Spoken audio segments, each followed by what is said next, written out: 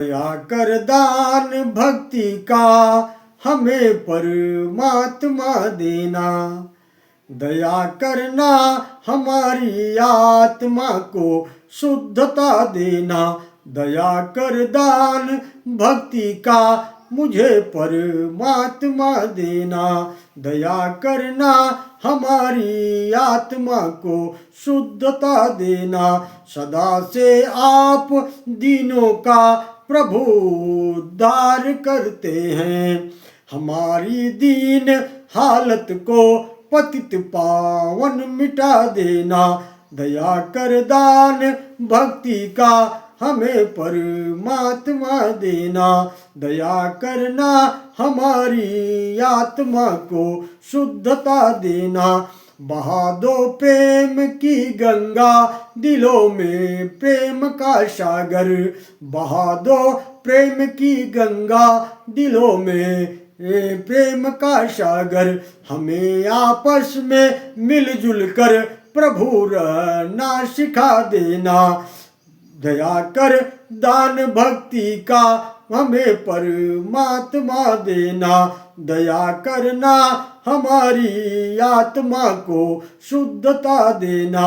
हमारे ध्यान में आओ प्रभु आँखों में बस जाओ, हमारे ध्यान में आओ प्रभु आँखों में बस जाओ, अंधेरे दिल में आकर के परम ज्योति जगा देना, दया कर दान भक्ति का हमें परमात्मा देना, दया करना हमारी आत्मा को शुद्धता देना।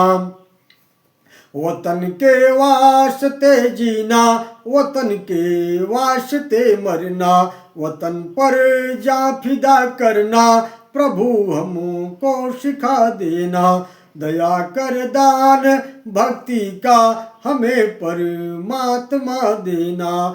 हमारा कर्म हो सेवा, हमारा धर्म हो सेवा, हमारा कर्म हो सेवा, हमारा धर्म हो सेवा, सदा ईमान हो सेवा, हमें सेवक बना देना, दया कर दान भक्ति का हमें परमात्मा देना, दया करना हमारी आत्मा को शुद्धता देना। वासुदेवाय। अब भगवान नर नारायण की तपस्या की कथा है, सीधा चलते हैं कथा की तरफ। ओम नमो भगवते वासुदेवाय। नर नारायणाय नमः। ब्रह्मा जी के पुत्र धर्म के 4 पुत्र हुए, जिनका नाम हरि, कृष्ण, नर और नारायण था। हरि और कृष्ण ने योगाभ्यास किया, जबकि नर और नारायण ने हिमालय पर्वत पर जाकर बद्रिकाश्रम में कठोर तपस्या की। ये साक्षात भगवान श्री हरि नारायण के अंशावतार थे। उन्होंने संसार को तपस्या की रीति बताई, तभी से लोग तपस्या करने लगे। जब भगवान नर नारायण बद्रिकाश्रम में तपस्या करने गए तो उन्होंने 1000 वर्षों तक कठोर तप किया। इससे देवराज इंद्र भयभीत हो गए, कहने लगे कि हमारी तपस्या का कहीं इंद्रासन न मांग ले। इसलिए इंद्र ने भगवान नारायण के तप में विघ्न डालने के लिए 16,100 अप्सराओं को भेजा। अप्सराओं की विशाल सेना देखकर नर और नारायण आश्चर्यचकित हो गए। कामदेव के संगीत और नृत्य को देखकर भगवान नारायण ने प्रसन्न होकर कहा, चलो अच्छा ही हुआ, आप सभी का स्वागत है। आप हम लोगों का तप भंग करने के लिए आए हैं, लेकिन हम तो आपसे भी सुंदर अप्सराओं का निर्माण कर सकते हैं।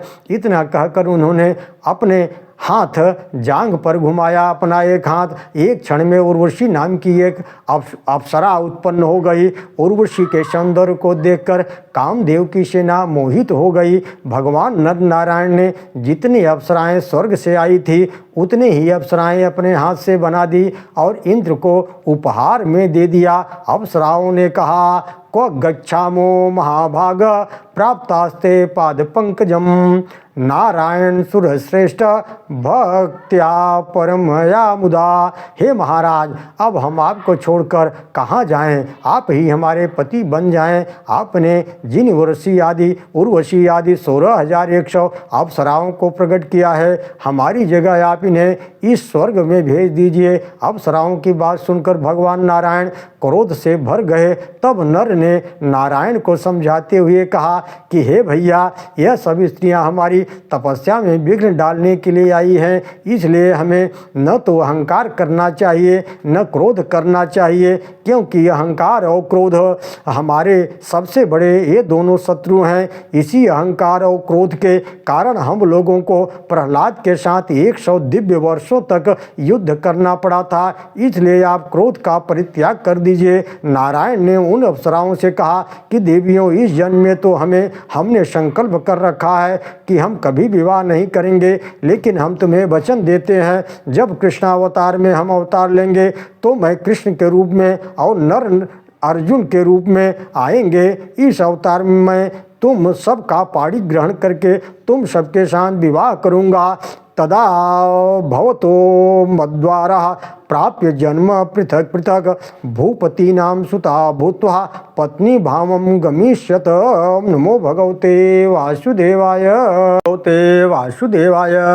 जन्मेजय जी ने प्रश्न किया, हे व्यास जी महाराज, कृपा करके बताइए कि नर नारायण तो साक्षात भगवान नारायण के ही अंशावतार हैं और प्रहलाद जी तो भगवान नारायण के परम भक्त हैं, तो क्या कारण था कि प्रहलाद जी और नर नारायण का 1000 दिव्य वर्षों तक युद्ध चला?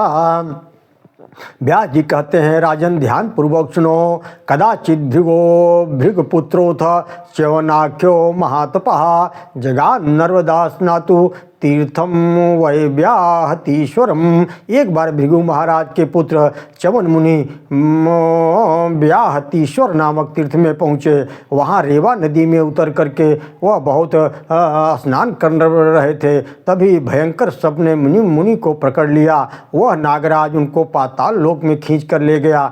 च्यवन मुनि भगवान विष्णु का ध्यान करने लगे, जिससे वह सर्प भी क्षीण हो गया और पाताल में ले जाकर उसने च्यवन मुनि को छोड़ दिया।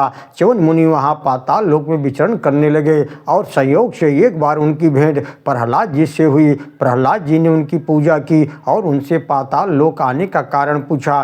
कहा कि कहीं आप देवराज इंद्र ने तो आपको मेरे पास जासूसी करने के लिए तो नहीं भेज दिया है? च्यवन मुनि ने कहा, हे राजन, हम संत हैं, हम उदासीन भाव से भगवान का भजन करते हैं, हमें किसी से कोई प्रयोजन नहीं है जो कि मुझे यहाँ भेजेंगे। मैं किसी के दूत का कार्य नहीं करता हूँ। मैं तो नर्मदा नदी में स्नान करने के लिए पूर्ण तीर्थ में आया था। वहाँ मुझे एक विशाल सर्प ने पकड़ लिया, किंतु भगवान नारायण की कृपा से वह मेरा कुछ नहीं कर सका और उसने मुझे यहाँ ला करके छोड़ दिया। च्यवन मुनि के इस प्रकार कहने से प्रहलाद जी प्रसन्न हो गए। उन्होंने कहा, हे मुनि श्रेष्ठ, कृपया हमें बताइए कि कौन सी पवित्र स्थल है जिनका दर्शन करने से मात्र से जीव का परम कल्याण हो जाता है?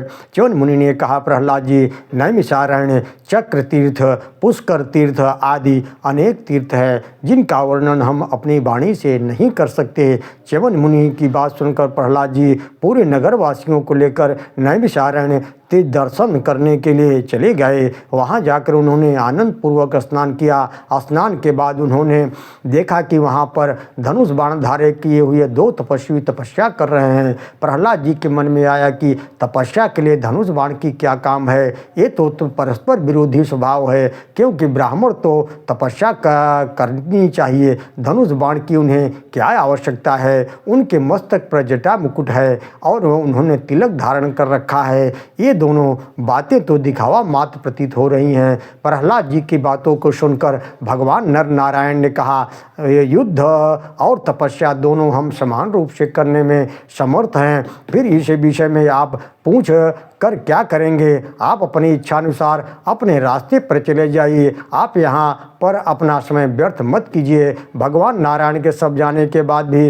प्रहलाद जी नहीं माने और उन्होंने भगवान नर नारायण को युद्ध के लिए आमंत्रित कर दिया। इसके पश्चात भगवान नारायण और प्रहलाद जी के बीच 100 वर्षों तक युद्ध हुआ। जब प्रहलाद जी किसी प्रकार भगवान नारायण को नहीं जीत पाए, तब वहाँ साक्षात भगवान श्री हरि नारायण प्रकट हो गए। बोलिए भक्तवत्सल भगवान की जय। भगवान नारायण कहते हैं, कहा, हे भक्त प्रहलाद, आप इनसे विजयी नहीं हो सकते। ये साक्षात मेरे ही अंशावतार भगवान नर नारायण है। सिद्धा मिमो मदन शौच विस्मय कोत्र मारिश। इसलिए इनको आप प्रणाम करके यहाँ से चले जाइए। प्रहलाद जी ने उनको प्रणाम किया और प्रहलाद जी वहाँ से चले गए। ओम नमो भगवते वासुदेवाय।